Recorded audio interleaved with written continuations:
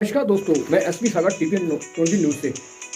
आज समाजवादी ने 30 जनवरी को 16 प्रत्याशी को लिस्ट जारी की और दूसरी 19 फरवरी को। दोनों 31 प्रत्याशियों की लिस्ट समाजवादी पार्टी ने जारी कर चुकी है। और दिलचस्प यह है कि जिन प्रत्याशियों को समाजवादी पार्टी ने उतारा है वह प्रत्याशी बाहरी हैं और उनको स्थानीय लोगों का चैलेंज का सामना करना पड़ रहा है। उधर समाजवादी पार्टी ने स्वामी प्रसाद मौर्य को पार्टी से जाते देख उनके खास सीटों पर उनके समर्थक और उनके खास लोगों के जो सीटें थीं वहां पर अपने प्रत्याशी को उतार कर और अपना मोहरा फिट कर दिया है। मतलब स्वामी प्रसाद मौर्य को नीचा दिखाने के लिए अखिलेश यादव ने दांव चला और ये दो कमी जो की है अखिलेश यादव ने, एक स्वामी प्रसाद मौर्य को दरकिनार करना और दूसरा 31 सीटों पर बाहरी प्रत्याशी उतारने को। दो कमी है, लेकिन ये बात सही है जो इलेक्ट्रॉनिक और प्रिंट मीडिया है उसका कहना है कि उत्तर प्रदेश की 80 लोकसभा सीट पर त्रिकोणीय मुकाबला ऐसा नहीं है, 1 to 1 फाइट होगी समाजवादी और बीजेपी के बीच में। लेकिन बीजेपी ने प्रत्याशी चयन करने में और स्वामी प्रसाद को दरकिनार करने में दो गलतियां की हैं। और जो गलतियां कांग्रेस पार्टी ने 2014-2019 में की, उन गलतियों को कांग्रेस पार्टी ने बहुत बड़ा इंप्रूवमेंट करके समाजवादी के साथ जो गठबंधन किया है उस गठबंधन से मोदी की सीटों यूपी से कम होंगी, यानी बीजेपी से कम होंगी। 2014 में बीजेपी ने 73 सीट जीती, 2019 में बीजेपी ने 65 सीट जीती। इस बार 50 के आसपास का आंकड़ा है, क्योंकि राम मंदिर का जो मामला था, जो लहर थी वो फुस हो चुकी है और कहीं ना कहीं जो मुस्लिम वोट है यूपी का और जो यादव वोट है, और ये वोट मिलकर जो है यूपी में समाजवादी को मजबूत करेगा और बीएसपी का यूपी से सफाया होगा। क्योंकि जो मुस्लिम वोट है, जो लिस्ट जो समाजवादी पार्टी के राष्ट्रीय अध्यक्ष अखिलेश यादव ने जारी की हैं, पहली 30 जनवरी, दूसरी 19 फरवरी को, दोनों की बात बाद में करेंगे। पहले कि जो स्थिति से चैलेंज से सामना करेगी समाजवादी पार्टी, ये पक्का है। जो पीडीए का नारा दिया है और अभी बांदा के जो ब्रजेश प्रजापति हैं, उनने, जो पूर्व विधायक है, उनने भी इस्तीफा दे दिया है। तो समाजवादी से सिर्फ जो स्वामी प्रसाद मौर्य उनने इस्तीफा दे दिया और जो पल्लवी पटेल है उनने इस्तीफा दे दिया। तो ये काफ़ी चैलेंज का सामना कर रही समाजवादी, और जो प्रत्याशी को चयन है उसमें भी बहुत बड़ी गलती की है। और ये भी पक्का है कि समाजवादी यूपी में दूसरा मजबूत दल बन के उभरेगी और आने वाले टाइम में बसपा और जयंत चौधरी की ऑलरेडी दोनों इंडिया गठबंधन में शामिल होंगे और यूपी से बीजेपी की फिर 50 से नीचे सीट चली जाएंगी। तो ये होने जा रहा है, यहाँ पर 1 to 1 फाइट है और 1 to 1 फाइट में सपा बीजेपी के बीच में भिड़ंत होगी।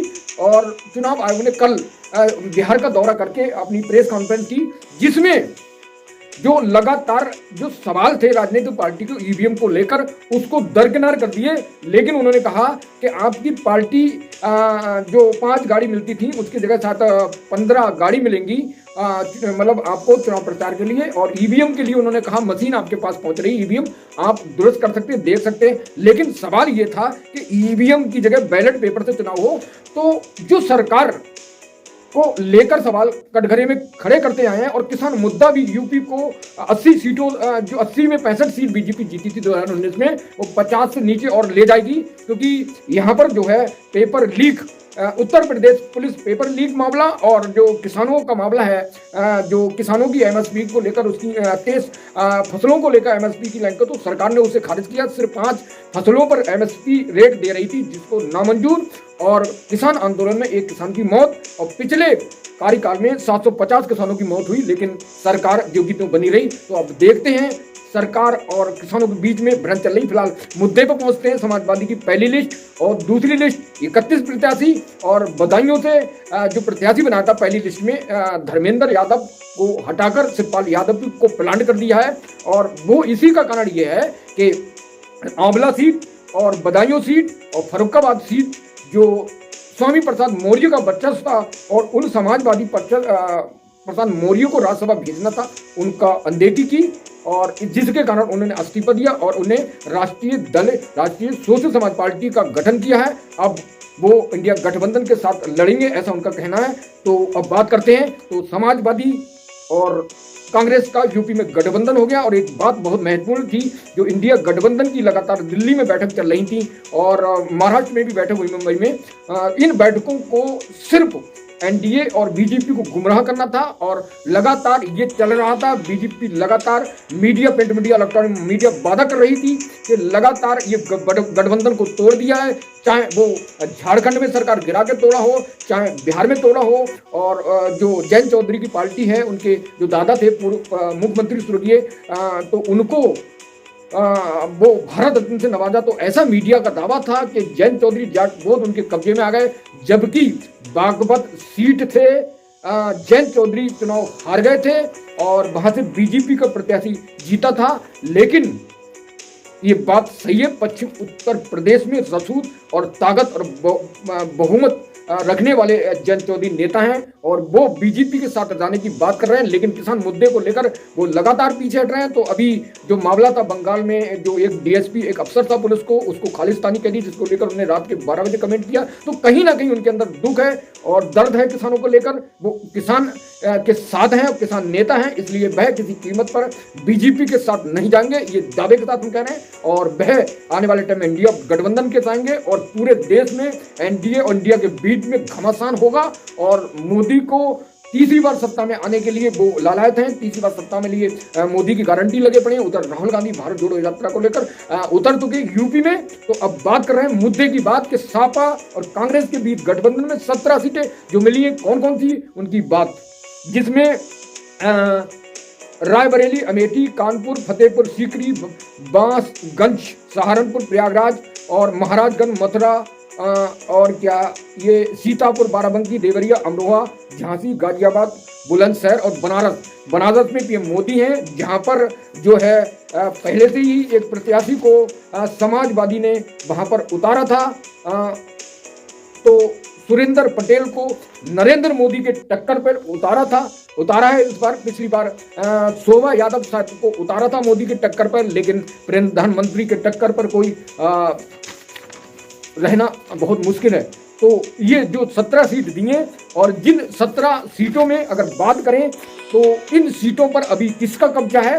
जो सीटें समाजवादी कांग्रेस के बीच गठबंधन में 17 सीटें आई हैं, उन 17 सीटों में 2019 में कौन काबिज हुआ उनकी बात। रायबरेली में सोनिया गांधी और अमेठी में बीजेपी स्मृति ईरानी, कानपुर में सत्यदेव पचौरी बीजेपी, फतेहपुर सीकरी में बीजेपी निरंजन ज्योति और बांसगंज से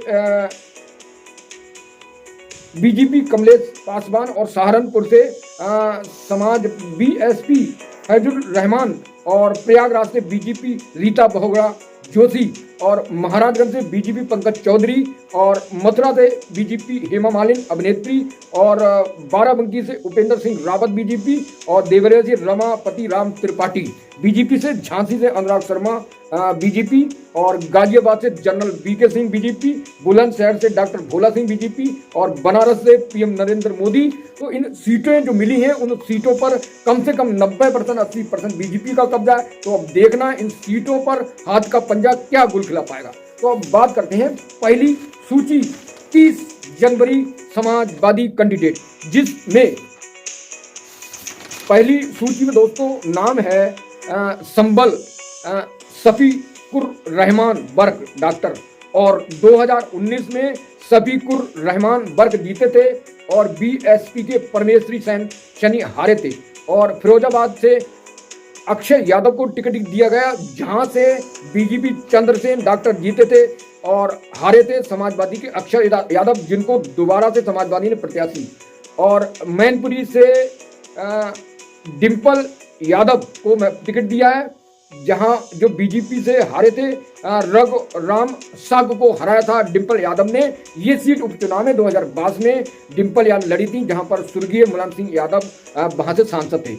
बदायूं से संघमित्र मौर्य हॉट सीट, जहां पर स्वामी प्रसाद मौर्य की बेटी हैं और यहीं पर जो है धर्मेंद्र यादव को प्रत्याशी बनाया है। और 2019 में धर्मेंद्र यादव जो थे 4,22,678 वोट मिले और बदायूं की हाट सीट की बात करें तो जहां से एक बार फिर समाजवादी पार्टी ने धर्मेंद्र यादव को मैदान में उतारा, लेकिन बाद में उन्हें वहां से टिकट काटकर शिवपाल यादव को मैदान में उतारा। ये वही सीट है जिस पर स्वामी प्रसाद मौर्य की बेटी संघमित्रा मौर्य सांसद हैं, जिनको 2019 लोकसभा चुनाव 5,11,352 वोट और धर्मेंद्र यादव को 4,92,898 वोट मिले। तो ये सीट पर यहाँ पर जानबूझकर स्वामी प्रसाद मौर्य की बेटी के टक्कर पर अखिलेश यादव ने प्रत्याशी उतारा। इसका खामियाजा अखिलेश यादव को भुगतना पड़ेगा।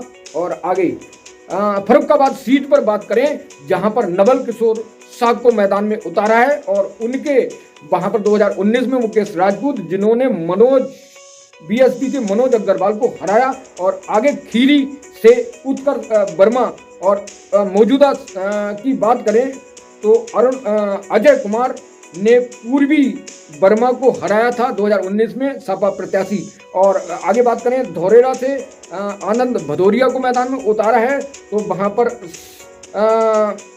रेखा वर्मा है, और रेखा वर्मा ने बीएसपी के अरशद अहमद को हराया था 2019 में। उन्नाव से बात करें तो अनु टंडन को मैदान में उतारा। यहाँ से बीजेपी के साक्षी महाराज सांसद हैं, और जिन्होंने एसपी के अरुण शंकर को हराया है, और जबकि कांग्रेस की अनूप टंडन तीसरे नंबर पर थी। तो कांग्रेस की अनूप टंडन ने समाजवादी से टिकट लिया इस बार। तो समाजवादी बीजेपी के बीच में भिड़ंत होना है, तो देखने है कि क्या होता है 2024 के लोकसभा चुनाव। बांदा से बात करें, बांदा पर शिवशंकर पटेल को टिकट दिया गया है समाजवादी ने। तो बीजेपी के आर के पटेल मैदान में हैं, और पहले एसपी से श्यामा गुप्ता को मैदान में उतारा था, जो हार गए। और लखनऊ से जो है बीजेपी से राजनाथ सिंह सांसद हैं, जिनकी टक्कर जो 2019 में लड़े थे, जिनकी टक्कर पे समाजवादी ने पूनम शत्रुघ्न सिन्हा की बीवी को मैदान में उतारा था। तो इस बार रवि मल्होत्रा को प्रत्याशी बनाया है समाजवादी ने। और आगे फैजाबाद से बात करें तो अवध वर्मा को मैदान में उतारा है, वहां से बीजेपी के लल्लू सिंह सांसद हैं, और समाजवादी आनंद सिंह वहां से हारे थे। और आगे बात करें गोरखपुर से काजल निषाद को समाजवादी ने मैदान में उतारा है, जो अभिनेत्री हैं, और यहाँ से रवि किशन बीजेपी के सांसद हैं, और समाजवादी के राम भुआल निषाद को हराया था इनने। तो अब अंबेडकर से राजा राम पाल को मैदान में उतारा है, और यहाँ से जो है बीएसपी से रितेश पांडे, जो सपा बसपा गठबंधन से जीते थे, बीजेपी के मुकुट बिहारी को इन्होंने हराया था। और बस्ती से बात करें राम प्रसाद वर्मा, और 2019 में बीजेपी के हरीश द्विवेदी ने बीएसपी के राम प्रसाद चौधरी को हराया था, जो बीएसपी को छोड़कर समाजवादी से टिकट मांगा, और उन्हें टिकट मिल गया है अंबेडकर नगर से। और अकबरपुर लोकसभा सीट की बात करें तो यहाँ पर समाजवादी ने राजा रामपाल को मैदान में उतारा 2019 में। यहाँ से बीजेपी के देवेंद्र सिंह बोले सांसद बने, और बीएसपी की निशा सचान हारी। समाजवादी ने 19 फरवरी को दूसरी लिस्ट जारी की। कौन कौन नाम है बात करेंगे तो मुजफ्फरनगर से हरेंद्र रावत को समाजवादी का प्रत्याशी बनाया, और यहाँ से बीजेपी के संजीव कुमार बालियान सांसद हैं, और आरएलडी के अजीत सिंह चुनाव हारे थे 2019 में। आंवला से नीरज मौर्य को समाजवादी ने प्रत्याशी बनाया, जबकि यहाँ से धर्मेंद्र कश्यप सांसद हैं, और उन्होंने 2019 में बीएसपी की रुचि बीरा को हराया था। अगर यहाँ पर सहारनपुर की बात करें तो शाहजहांपुर लोकसभा सीट की बात करें तो समाजवादी पार्टी ने यहां से राजेश कश्यप को मैदान में उतारा है, और बीजेपी से अरुण कुमार सागर सांसद हैं, और बीएसपी के अभय चंद जौहर को इन्होंने हराया था। तो राजेश कश्यप को जो मैदान में उठाया, तो वहां के प्रत्याशियों का विरोध है कि बाहरी प्रत्याशी को उतारा है। ये प्रयोग समाजवादी के लिए हो सकता है महंगा पड़े। हरदोई से उषा वर्मा, बीजेपी जयप्रकाश यहाँ से 2019 में जीते थे और समाजवादी की उषा वर्मा जो थी उन्हें फिर इस बार लड़ाया था जो हारी थी 2019 में। मिश्रित से रामपाल राजवंती को मैदान में उतारा है समाजवादी ने और बीजेपी के अशोक कुमार रावत सांसद हैं। नीलू सत्यार्थी बीएसपी से हारी थी और मोहनलालगंज से आर के चौधरी एससी सीट से हैं और कौशल किशोर 2019 में बीजेपी से यहाँ सुरक्षित सीट से जीते थे और CL वर्मा हारे थे और प्रतापगढ़ से डॉक्टर SP पटेल और बीजेपी संगम लाल गुप्ता यहाँ से जीते थे 2019 में और हारे थे अशोक त्रिपाठी बीएसपी। बैराज से रमेश गौतम को समाजवादी ने मैदान में उतारा। यहाँ से बीजेपी से अक्षय पत लाल सांसद हैं और समाजवादी से शब्बीर वाल्मीकि यहाँ से उतरे थे जो हार गए थे 2019 में। गौड़ा से श्रिया वर्मा को समाजवादी ने प्रत्याशी यहाँ से बीजेपी कीर्ति वृद्ध धन सिंह सांसद बने और बीएसपी से विनोद कुमार हारे थे और गाजीपुर से अफजाल अंसारी को समाजवादी ने प्रत्याशी बनाया जो 2019 में बसपा के टिकट से लड़े थे और जीते थे। यानी बीएसपी को एक सांसद ने और धोखा दिया है और वो समाजवादी छोड़कर बीएसपी छोड़कर एसपी में चले गए हैं और यहाँ से एसपी की ही सीट थी। अब देखते हैं कि बीएसपी यहाँ से किसको उतारती है। चंदौली सीट से वीरेंद्र सिंह को समाजवादी ने प्रत्याशी और यहाँ से महेंद्र नाथ पांडे सांसद और संजय सिंह चौहान को समाजवादी ने उतारा था जो हार गए थे और बरेली से प्रवीण सिंह ऐरन को प्रत्याशी बनाया है और यहाँ पर बीजेपी सांसद 8 बार के संतोष गंगवार सांसद इन्होंने सपा के भगवत सरन गंगवार को हराया था तो ये सीट है और मैं 17 सीट कांग्रेस की बात कर चुका हूँ कि 17 सीट जो गठबंधन में कांग्रेस ने कांग्रेस को दी है समाजवादी ने तो समाजवादी यूपी में बहुत बड़ा दमखम से लड़ेगी और 1 to 1 फाइट होगी। दो के बीच तीसरा कोई नहीं आएगा। अगर बसपा की बात करें तो बसपा का सफाया होगा हर हाल में। 2019 के लोकसभा में जिस तरह सपा बसपा का गठबंधन हुआ और उसी के कारण समाज बीएसपी को 10 लोकसभा सीटें जबकि समाजवादी को 5 सीटें आज बीजेपी के जाल में बीएसपी फंस चुकी है और जिसके कारण इन्हें काफी नुकसान का सामना करना पड़ेगा। हर बार मायावती ये कहती हैं कि मुझे किसी से गठबंधन नहीं करना है और हर बार में ये media print media electronic media उनसे पूछती है गठबंधन करना नहीं करना है, हर बार में मना करती हैं और इस गठबंधन का फायदा उन्हें मिल चुका है और बीजेपी के दबाव में किसी कारण है जो भी है इसी कारण वो खुद लड़ने की बात कर रही हैं। तो अब क्या वो अकेले लड़ेंगी और क्या कितनी सीट आएंगी वो तो 2024 के लोकसभा चुनाव पता चलेगा। लेकिन जो मुस्लिम वोटर है वो हर हाल में समाजवादी के पास में जाना चाहता है और जाता है और 2019-2014 के इलेक्शन में हर बार कांग्रेस पार्टी खुद 80 सीट पे लड़ी जिसका खामियाजा उसे उठाना पड़ा। लेकिन इस बार की जो तर्क नीति है जो स्ट्रेटजी है रणनीति है उसके बल पर समाजवादी और कांग्रेस को अच्छा सीट मिलेगा और बीजेपी का ग्राफ नीचे जाएगा। तो देखते हैं इस ग्राफ का क्या असर पड़ता है। मेरे साथ जुड़े रहिए TVN20 न्यूज से। अगर मुझे सपोर्ट करना चाहते हैं तो मेरे QR कोड पर आप सपोर्ट कर सकते हैं। मेरे चैनल को लाइक करें, सब्सक्राइब करें और बेल आइकन को हिट करें।